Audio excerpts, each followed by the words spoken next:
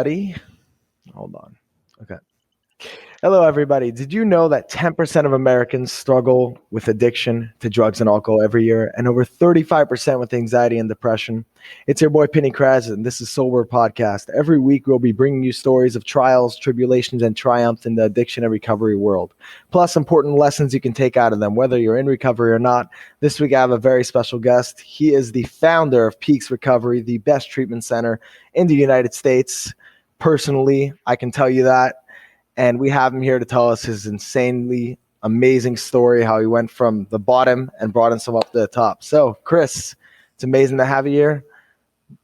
Let's hear from you. Absolutely. Yeah. Thanks for having me on, Penny. Grateful to be here and grateful to be sober today. I just got out of a coffee date with another person early in recovery, and it's been, almost 13 years of the same, one day at a time, showing up for others in Alcoholics Anonymous, as well as professionally as a president and founder of Peaks Recovery. So again, grateful to be a part of this and talk with you a little bit about my journey, which has certainly evolved over the last 13 years. So I got sober in 2008. And prior to 2008, I grew up in a family mired in mental health addiction, substance use disorder, you name it, from the word go. My whole family system growing up, both mother and father, were addicted to substances. And what I know about that today is they experienced a tremendous amount of trauma in their lives as children, of which they formed maladaptive behaviors and kind of went on into life with that and found substances to be a great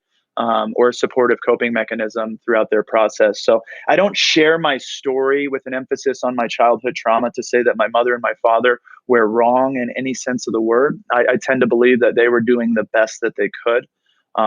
So we'll kind of start with that. But growing up for me, I was the middle child of three boys. My older brother's 14 months older than me. His name's Brandon. My little brother is 2.5 years younger than me. His name's Dylan. And the reason I bring them up right away is because I think it's really important to point out that both of them were really successful as children. They got great grades in school. They were National Honor Society, Spelling Bee, Chess Club, all of the clubs and extracurricular activities in the name of scholastic studies that you could be a part of. And they were really, really efficient at it. And for whatever reason, from the word go, I just was not somebody who dialed into school or really structure in any sense of the word. And what I know to be true about that situation today, and why that came to be is at a young age, and why I started or began to tune people out at a young age. And you name it, it was PE teacher, he's talking, I'm tuning him out. If it was my math teacher, I'm tuning her out. If it was any child-adult relationship I had early on and throughout grade school, I tuned out. And the reason I tuned it out is because at a really young age, at right around 4 or 5 years old, my environment around me was tumultuous. And it really is primal as a kid. When you're a kid, you're just really looking to the people that made you to kind of give you everything you need in life in order to kind of move forward. And what my people in front of me were giving me or not giving me was pretty negative in that regard. And so right away, as a young child at 4 years old, I had to learn a maladaptive coping mechanism to tune my environment out in order to survive, because what was going on around me was too much for a 4-year-old or a 5-year-old to stomach and to compartmentalize within his brain. So I learned really, really early on how to tune out my environment to stay alive. And so I used to turn up this AM FM radio all the way to 10. In the world outside of my bedroom would be very loud, and I would just snuggle up against that radio and it would put me to sleep like a baby. Well, it was a great thing, and it was a great coping mechanism at a really young age. But then I get up into 4th, 5th, 6th grade, and my teachers are talking and I'm tuning them out. And my professors are talking and I'm tuning them out. And great people in my life that are trying to help me, I'm tuning them out as well. And I cannot stop the head of steam of which this maladaptive coping mechanism was in my life and really ingrained from a foundational perspective. And so I went on into my life, into grade school, and I developed what most would call today attention deficit disorder. I was on medication for that mental health disorder, as well as depressive disorders, situational and otherwise, growing up as a kid. And I just had a really tough time tracking in school. Making friends, keeping friends. Again, if you're going out in your environment and you're tuning people and places and things out, eventually you find yourself all alone and isolated. And Luckily for me, one of the saving graces throughout my childhood that kind of really kept my head above water per se was sport. I played soccer as a young kid. I played football. I played basketball, and so I really found and fostered authentic and genuine connection within sport throughout my childhood and adolescence and early teens, which really helped me. I can remember multiple occasions through multiple seasons of sports, people really stepping in and helping me out, whether it was pay for a tournament or be a part of this traveling club team, or other parents would see that I was at a deficiency with respect to finances and I couldn't afford things. And so people would step in. So sport did a lot for me early on. And I, quite frankly, I think that's how I got through high school is, you had to pull a certain GPA in order to play sports. And so I made sure that I was able to pull those grades because what I learned after I got sober was I was not stupid. I'm actually a very smart man. Just the way of which I was brought up. I would tell myself stories like that. Growing up in school, you have an older brother who's doing really well and a younger brother who's doing really well. And I start to tell myself stories like, you're just not very smart and I don't think you can do this. And so I start that negative self-talk really young. And anybody who had just recently got sober or is getting ready to get sober, or even has a year or two of sobriety can really relate to the negative impact that negative self-talk has on an individual. And so when you start that at a really young age, it's really difficult to build the confidence, is to sustain any sort of esteem, to make sense of projects, activities, goals, planning, dreams, connection, whatever it might be. A lot of that stuff goes by the wayside when you don't have the ability to stay on task and you're tuning out your environment. The first time that I drank was right around 12 years old, as well as smoked pot right around 12 years old, I think. Fifth or sixth grade, whatever that might be. And, a lot of people in Alcoholics Anonymous and recovery in general describe their first drink or drug like it was this aha moment. But it really wasn't that for me. What was bigger to me and what stood out more for me was the people that I was around when I was drinking or smoking the substances. And that's what it was for me. So instantly I found a family of choice within an otherwise disconnected group of individuals who are maladaptive as well. And that's generally what happens in these circles of substance users and abusers is a lot of these kids are traumatized, whether it's in the family system or it's environmental outside of the family system. And oftentimes they find safe haven with their coping mechanism, which is substances. And then all of those people come together. And oftentimes I hear adults, professionals, parents say, well, Joey's hanging out with those bad kids. And I just always want to caution people to say that because those aren't necessarily bad kids, that they are traumatized kids. And they are using substances of which to cope from a mental health disorder, which is trying to take their life.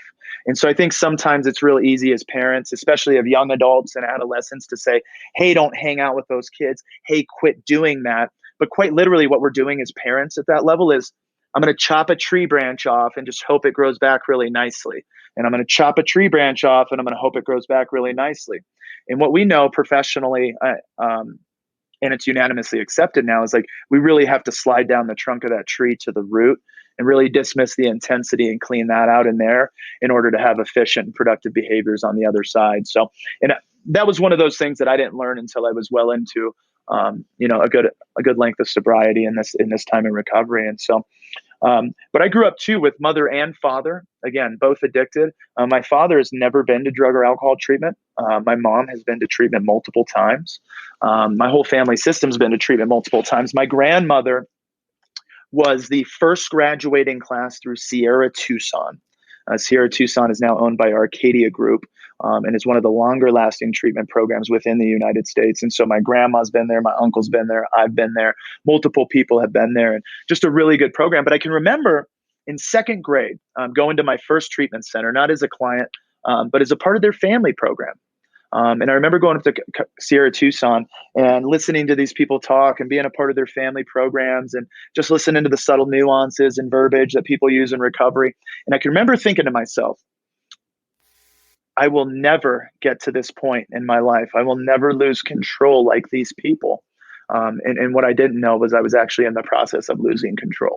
And really never even having control, if that's such a thing. And so I got to see a lot of that growing up. And again, obviously with mother and father addicted, we have a tremendous amount of disconnectedness, disorganization, hurtful kind of comments, verbiage, you name it, growing up. So it's a very what might be considered like a shame-based environment. Hmm. And there wasn't a lot of value shown in that environment. And that's what we know today in 2021, that can really mess with a kid. When we're talking about trauma as it pertains to a child, the parent's job from 3 to 5 years old, and we're just learning this. Again, this isn't to say that parents are bad. There was no playbook for this stuff up until recently. But what we know unanimously is that from 3 to 5, parents are called to show value. That's the goal of a parent. And it's nothing more, nothing less. If you can show that child from 3 to 5 inherent value, you have a great start. And then from 7 to 12, it's really important to repair. And so when that stuff goes awry or doesn't happen, young adults are 50% more likely to experience substance use or mental health disorders. And so we know that today, and it's been researched ad nauseum. And so that's a lot of the reason why I was in the position I was in when I graduated high school at 18 years old, and signed up for the military. I really felt like I didn't have any options. But when you're fighting shame with shame your whole life, that's where it'll leave you, desperate and in despair. And so in 2004, when I graduated from high school, we were at war. The United States was at war with Iraq at the time, I believe. And so I signed up for the military. Long story short, I got temporarily disqualified, and I'm really grateful I did, because I was strung out on crystal meth. My recruiter was having me helping me cheat these drug screens so that I could pass them and get into the military. And I got temporarily disqualified about 10 days out from that. And thank God I did. About 3 weeks later, I was in treatment for the first time, and started that journey to recovery. But I always tell people too, it was I think sometimes people really look at a nudge from the judge or pressure, otherwise not necessarily a natural way to get sober. But I really found a lot of strength in the nudge from the judge. And that was one of the big things for me, that I'm able to look back at with the benefit of hindsight and be really grateful for, and sharing a lot of gratitude, was I just wasn't very good at this drinking and drugging thing. And anytime I got in a vehicle, anytime I walked out of my door, it was quite literally like I was in handcuffs. And so the intensity in my life, remember, that formed when I was a little kid, had never been dismissed, only exacerbated through more of the same. So not getting into the military was really a saving grace for me, and quite literally one of the bigger reasons why we're able to even get on this call today, because I would hate to see what that would have looked like. But finally got sober in 2008. And I'd love to sit here and tell you I got sober after my first treatment, but I didn't. I've been to multiple treatments, and they told me the same thing at each treatment center. And I finally got to an age or a time in my life where it had gotten so miserable that I was willing to do whatever it took. The first 2 treatment centers, my therapist, Lenny Siegel, who's also the owner of Pace Recovery and a consummate professional within this industry, said, Chris, you need extended care treatment because your childhood trauma is so dire that you're going to really need some time to process that. And I can remember sitting in front of him at 21 years old and saying, Lenny, I got this. And 15 or 16 days later, being bit in the ass by a mental health disorder of which I use substances to cope. And that's one of the big things that I think we miss a lot in this recovery thing. And maybe it's because, all we used to have was Alcoholics Anonymous. It was in 1934. This program developed. It was phenomenal. And it still is phenomenal, but there's some outdated pieces to it. Fighting shame with shame. I think that's one thing that Alcoholics Anonymous does wrong. I don't think they do that right. But how could they, right? We didn't know about this stuff in 1934. So I still think it's a very valuable resource. But I think we need to continue to lean into compassion, love, and openness, and not a lot of these hard edges, because a lot of these hard edges are symbolic of a traumatized individual. And I only know that through my own personal and unique recovery experience. So, but when I went back in 2008 and Lenny was like, hey, man, you got to do extended care. I said, listen, I will go do handstands downtown naked if you tell me to. I don't care, man. I am just sick and tired of being sick and tired. And so I think that's really telling too, because families will often call and say, hey, what's your success rate? And I'll tell them, hey, if somebody spits a number back out at you, hang up the phone. Because what they should tell you is that 100% of the people stay sober 100% of the time, that take 100% of the suggestions. So shouldn't we be teaching a lesson on willingness and how to get people ready or gear people up to have willingness on a daily basis, 24 hours at a time? And so I just didn't really understand what that meant for me as an alcoholic in early recovery. And, Alcoholics Anonymous hits on some really good points. One of which, they say it's the obsession of every alcoholic to somehow, some way manage this disease. And two, it's the only disease that's going to tell you don't have it, right? And so you kind of have a double-edged sword there that you're really fighting on. And so to lean in with compassion, love, and openness, I think brings people across the aisle over into recovery, where shame um, just doubles down on shame and leaves people left isolated and all alone. And so I just think that's counterproductive. And that's really what it was for me, man. Just a lot of people being open and honest with me and showing me love. And if I open the door, they let themselves in. And I think that's really important in the early stages of recovery and throughout recovery, really, is to have 5 to 10 men. For me, it could be women as well, but 5 to 10 really solid people around me and kind of sounding boards that I can bounce this stuff off of. They told me early on in Alcoholics Anonymous, like, you need to define your A team. 5 people that you can call in a moment's notice that would be there and give you an honest feedback with respect to what's going on. And I can't. That's probably one of the more unique things that I've had throughout my recovery. One of the things that I really anchor into when things get tough are those men in my life, that family of choice we were talking about earlier, that really helps me stay anchored in recovery, accountability, and the like. So, but from the moment I got sober, Penny, it's been for me. I knew the first time Larry Smith told me to sit down and have a coffee with a gentleman in Alcoholics Anonymous. I knew when I sat down and did this for the first time, I knew if God would allow or higher power would allow, I was going to do this the rest of my life. And then I've realized that you could actually get paid to work in this field. And so I started out my recovery at a very humble beginnings. I worked at a Woody's gas station. I was a convicted felon. I had terrible credit. I had no family in my life. I had no connection. I had no friends. And so I really, with the benefit of hindsight, I can see that I really needed that Woody's gas station job. But right around 14 months sober, I got my first job in treatment at a place called Decision Point Center, which was an inpatient treatment program for young adult as well as mature adult. And I really cut my teeth in that environment, from a house manager, worked my way up to a case manager, started going back to school, wanted to be a counselor, really had a lot of passion behind just sitting with people individually and walking them through whether it be 12-step or trauma or just behavioral issues, whatever it might be. And so that's really where my passion does lie, somewhere between a case manager and a therapist. So I got my undergraduate degree in counseling with an emphasis on addiction and chemical dependency. Ironically, it was in 2014, the year of which I opened Peaks Recovery Centers. And so I worked my way up in the field, went back to school. And I always say, like, my higher power had a sense of humor because I wanted to be a therapist and he wanted me to be an owner. And I thought that was something really, really cool. And that also feeds on the idea that, like, just trust the process, right? Because I think in early recovery, oftentimes we can only see what we can see and what our experiences allow us. And generally, that's not very far out in front of us, behind us, or to the side of us. And so I think throughout my recovery, I continued to sell myself short, saying, oh, I just want to be this, or I just want to do this. And my experience has been, especially over the last handful of years, if you just trust the process, show up, clean house, and help others, like, you can really build a castle on top of that foundation. It can be something really incredible and powerful. So, but when I got into the field, man, I just knew right away that this was going to be something that I was going to be in for the rest of my life. Folks will ask me, oh, you poor thing, you're in behavioral health. And I'm like, poor thing. Poor thing. I get to spend 45 to 90 days, some of the best times of these people's lives with them. And then I don't see them again, right? And so I don't get to witness before treatment.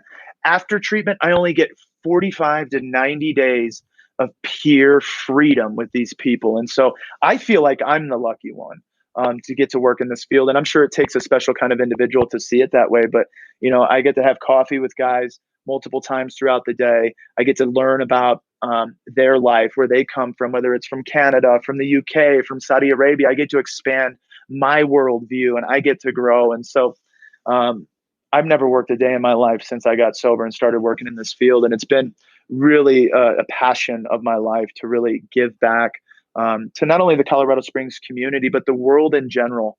And that's kind of how my recovery has evolved over the years. It starts with not littering, not flicking a cigarette butt out the window, picking your gum up and pushing your cart in. And it really builds from there. And it's been my experience in recovery that if we can just really start to be intentional about making deposits within this universe instead of withdrawals, we can really manifest some positivity in our lives. And so I think in 2021, what's very apparent to me is we need to pull the shame out And that has been kind of an archaic model in our treatment. You look at providers, I'm not going to say any names, but their models are old and they really don't help. And you can't fight shame with shame. We need openness, compassion, and love. And I think if that can be the wavelength in which we communicate with people that are sick and suffering, we'll have a much better opportunity at getting them across the track over into the treatment center and the help of what they so desperately need. But it can't be this one up, one down mentality. It's really got to be nurturing and supportive. Because our population's really been hit this year. I think mental health, you mentioned on the front end, is through the roof. Suicide is through the You roof. know, Overdose is through the roof. off what you're saying, number one, mental health is through the roof. But like even the way that they're going at things, like I was listening to Joe Rogan. I was talking about this the other day. I was listening to a Joe Rogan podcast a few weeks ago, and they were talking about making medicinal heroin now. You know, Mm, giving legal dosage of medicinal heroin. So I don't just think it's the mental health that's going through the roof. I think it's the whole society, the way they're going at things. They're kind of counting out the fact that heroin kills people every year, and they're pushing, let's make it medical. We'll mm, put the word medical before it, and that suddenly makes it okay. And right. in recovery, you were saying things fall into place. When I got kicked out of my treatment center before I came to you guys, I wanted to go home. I was done. I was like, fuck this. I'm out. Goodbye. I'm going home.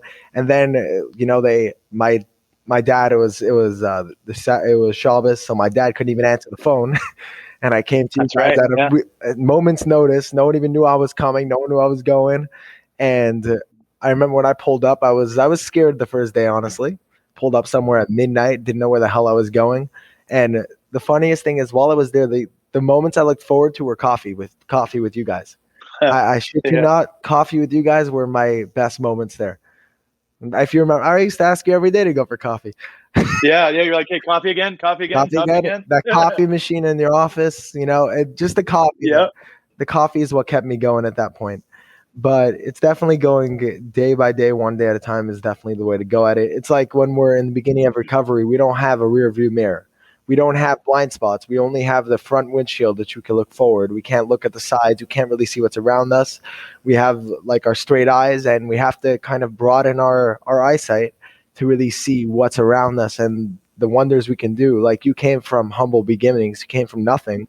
You were an addict, you were a felon, and you built yourself from that to owning, in my opinion, the greatest treatment center in the entire United States. And you built yourself to that. That's incredible. And that just shows people that no matter where you start, no matter where you came from, you can always build yourself up to success with the right mindset and the right tools. And the only tools you need are what's in you. It starts with you and it ends with you, because nothing else will push you to really get to where you need to go. That's kind of my look on it, my vision. Yeah. Absolutely. I agree with you, man. And I think it's just nice to have, a young adult on here who's navigating his way through recovery. And I think what 2021 can offer us and afford us as well is, I can remember back in 2005 looking at this recovery, or 2006, looking at this recovery proposition, and I was 20 years old, and I'm looking and I'm like, so this basically what I'm signing up for is a life sentence in Alcoholics Anonymous, and that just seemed so Harsh. arduous and so hopeless. And so you know, I just I have and Dr. Gabor Mate, I think he's a Canadian, but he really talks about this hopeful idea of addiction, right? In his thing, and I agree with him. He says substances in and of themselves are not addicting. It's the trauma and the pain killing attributes and effects you get from the substances that become so damn addicting, because even though they exacerbate your problem, they give you a moment where everything Freedom. just quiets down. Exactly. And so my view on recovery is that, yeah, I think a good dose of inpatient treatment, sliding down the tree, working on the roots, dismissing the intensity, doing your trauma work, and giving yourself a year. And that's something I've been really hitting on lately, especially with young adults that are here at Peaks. So they're like, Chris, I just don't want to go to AA the rest of my life. And I tell people I haven't been to AA in 7 years, but I spent the first 5 years of my recovery in a meeting every single day because that's what I needed. But my hopeful view says that as a result of staying safe in Alcoholics Anonymous in those first couple of years, you can really begin to define what your recovery looks like.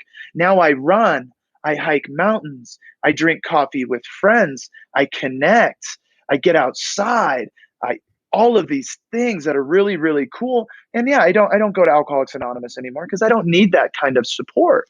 But for 5 years, I desperately needed it. And so to any young adults that are out there that are like, oh, I can never drink again, right? There's not these absolutes anymore. And I understand that we used to do that because we thought that was the only way to do it. Now, I still believe that there needs to be an abstinence base to your recovery for at least that first year. But really, once you've dismissed that trauma, explore it. And some people would say to me right now as a What's professional, I wrong can't with believe you? you're saying that. Yeah, what's wrong with you? You're going to give people a hall pass to use substances. I'm like, I'm not doing that. I'm actually not saying that because the idea is that if I work on my trauma, I won't want to use Yeah, the I won't substances. need it. That's it. Yeah. When I was in treatment in the beginning, number one, my parents were scaring the shit out of me. They were looking at the graphs and like, Yeah. only 6% people get sober, only 6% do this, and I was scaring them. And when I went to treatment for the first time, Mark Lefkowitz, who is my, I became very close with from Prescott, Arizona. He was telling me, I was like, I can never do this again. I can never drink again. I don't know how I'm going to do this. And he was telling me like, give it some time, give it a few years, and then have a beer. See if you can have a beer, see if you can do this. And that made it a lot easier because, like, not that you Yeah. can never do it again. It's just that right now you use to live and live to use. Get Exactly. that voice out of your head to the point where you don't use to live and you don't live to use. You want to have a beer with dinner one night in 5 years? Good, have a beer, but you don't have that intensity in your head that you need that dopamine to really get through life with that alcohol, with Exactly. those drugs, with the gambling or whatever else I was doing at that point. So that really helped me navigate through recovery. And like for me, I haven't gone to a meeting in 4 months, but I call my recovery coach every single day. I'm doing this podcast to try to help other people and get the notice out there that things need to change. And this world with 2021 with COVID, recovery is getting so much harder because you can't really get into a community anymore. You can't go out with coffee with people anymore. Everything's totally switching around. And I think that the notice that we need to get out there is that we need to upgrade the recovery system. It hasn't, Yep. everything's been upgraded. Like taxis are not really, no one uses them. They use Uber. Airbnbs took over hotels. Tesla took over car companies. And I think we need to get something to kind of like put the tech in recovery, Yep. make it Freshen it up. smoother, freshen it up, make it cool. Because really, I think the biggest thing for a recovering addict is incentives. Mhm. The hardest thing it's hard to recover as it is, but you give them incentives, reasons why they should recover, Right. pluses in recovery. Like when I was there, they were, if you would have told me that in a year and a half you'll be sober and happy, I would have told you you're dumb as fuck and goodbye. Right. Right. But Yeah. like that's not an incentive. You need to give them an incentive and a reason to recover, a reason why they should want to recover. And as you were saying before, like a lot of treatment centers, they heal shame with shame. They, Yep. instead of giving you love and compassion, they give you fear and resentment. And I think, as you said, that's a horrible way to go at it because you can't heal it. Instead of healing their trauma now, you're making more for later.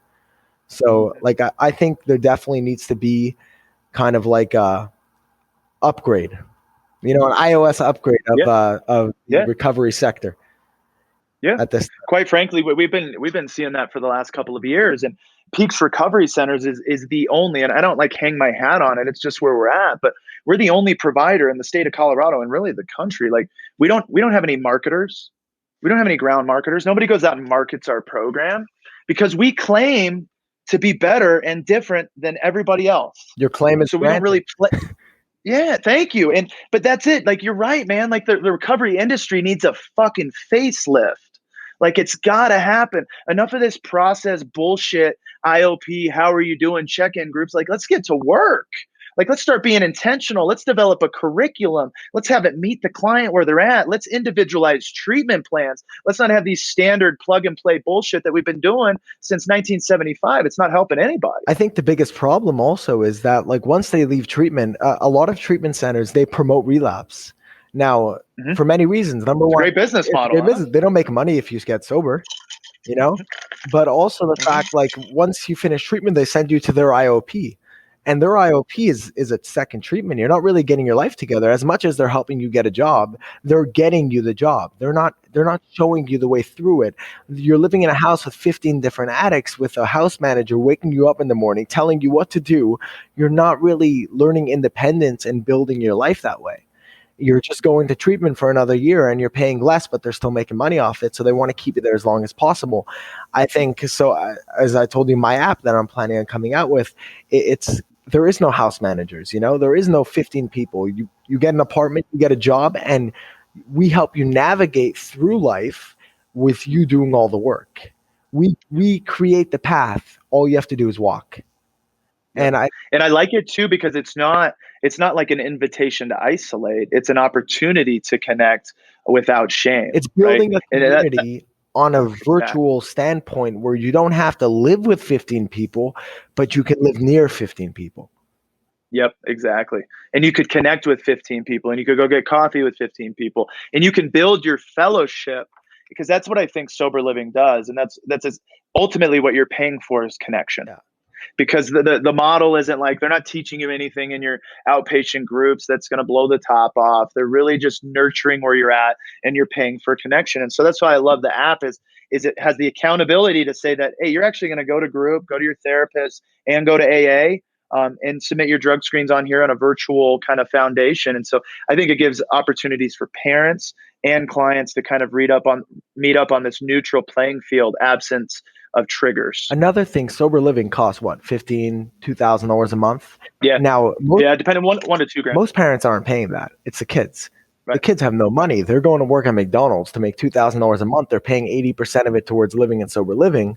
And that just doesn't make sense to me when you're trying to help them build up a life and save money. With my app, I'm going to charge $200 a month, and we're going to give you all the resources you need to really get out there. And like that, in that way, they're only paying $200 a month and they're getting 1,000 times more than they get at sober living. Plus they're building their finances, they're building their life, they're getting opportunities, not just to get a job and to learn how to build a working lifestyle, but also build a community that they can hold for next 20 years. Build Yep. a community that Yep. they can go with their wife and kids and meet up with another family that they know is in recovery as well. Let's go for a barbecue at park. Like that's Yep. kind of Yep. the community I'm trying to build. I'm trying to build a lifelong community rather than a 6 months in sober living when you never speak to the person again community. Yep.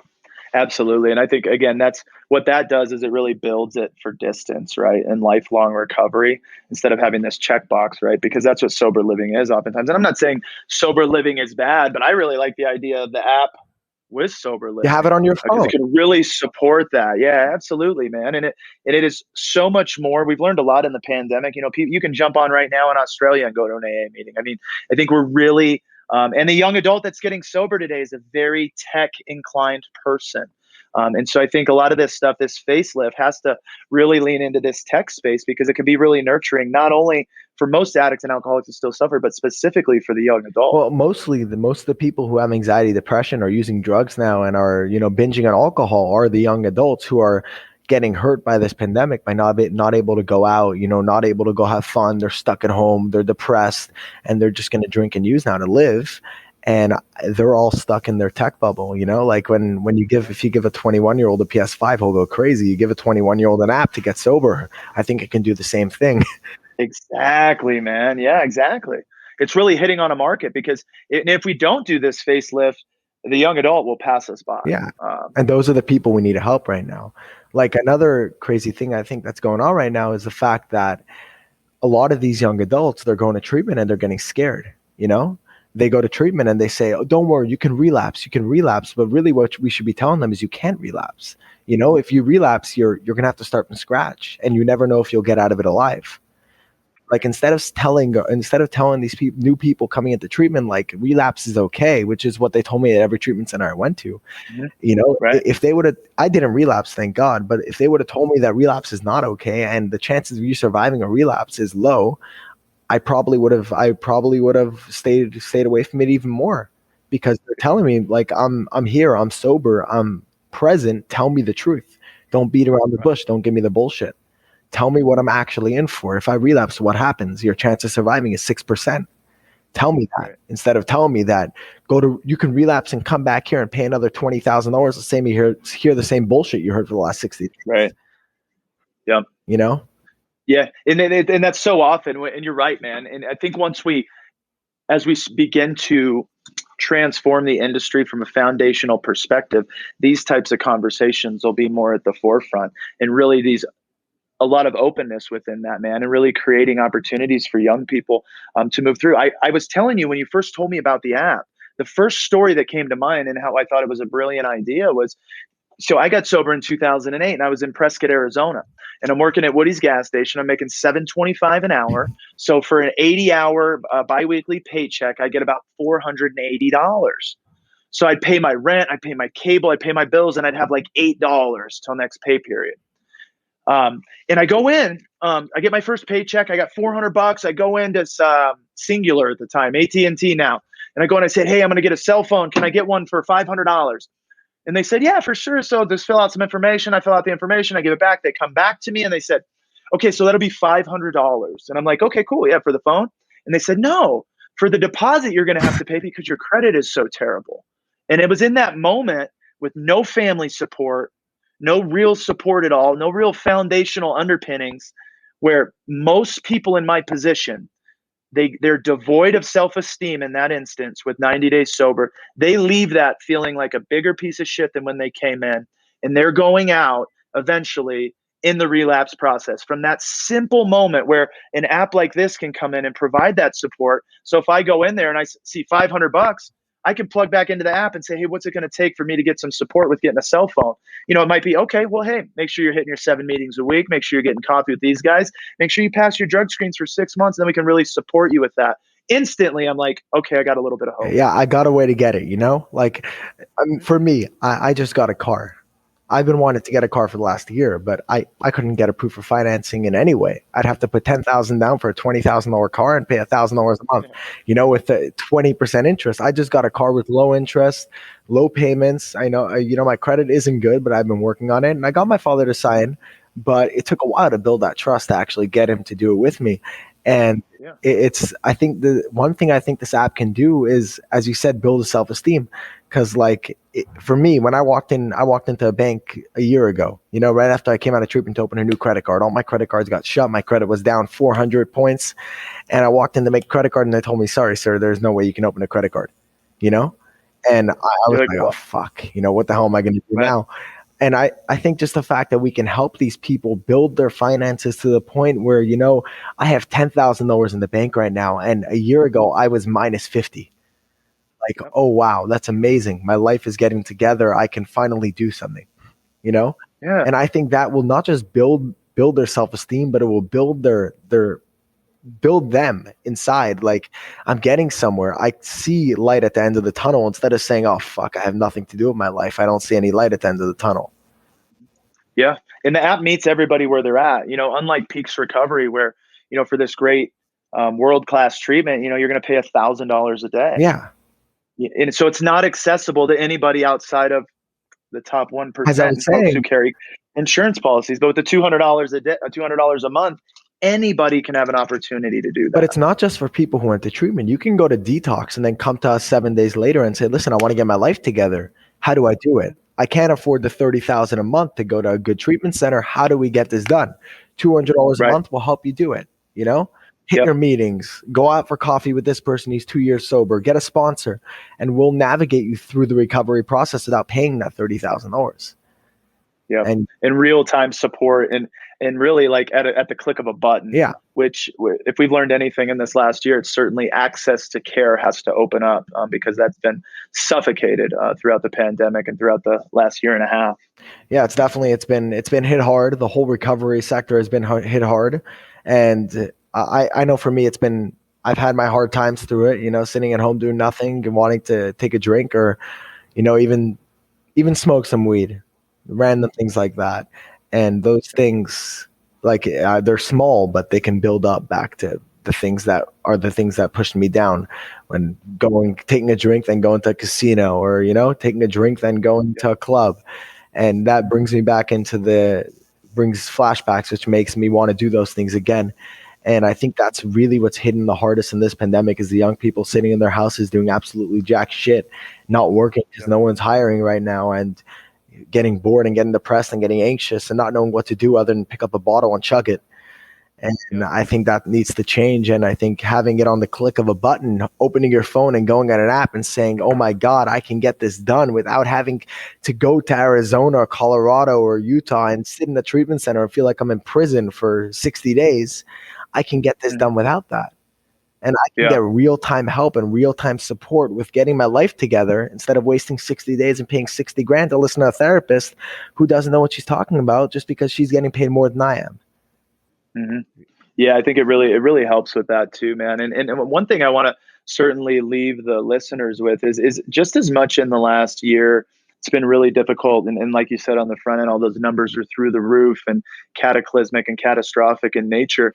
I've sat with a lot of young people and a lot of dads and mothers in this last year who said that they wouldn't have got sober had they not have lost their job, had there not have been a pandemic. And so just as much as it feels very disconnected, disorganized, and discombobulated in our environment and our society right now, there are a lot of people, my brother included, who wouldn't have got sober if it wasn't for a pandemic. And so for all those people that really shifted gears in the pandemic and decided to make a change for themselves, my hat's off to you, and really want to affirm you for that, because it's a loud time to get sober. But I tend to believe that we'll look back in 10 years and we'll be like, did you get sober in the pandemic? That's badass, man. There's a lot of people doing it, man. And I just want to affirm all those people out there that are taking a risk one day at a time to better themselves. I got a lot of love and a lot of hope for you. Thanks, Chris. Yeah, and definitely they say Absolutely. you can't get sober until you hit rock bottom. I guess the pandemic's as rock bottom as you can get. That's it. Yes, sir. Well, thank you for joining us today, Chris. It's been a pleasure. Thank you, man. And absolutely. Hopefully be on soon. We'll definitely have you back again. And everybody, we'll have a great week, and we'll have you back next week. Stay well, my people.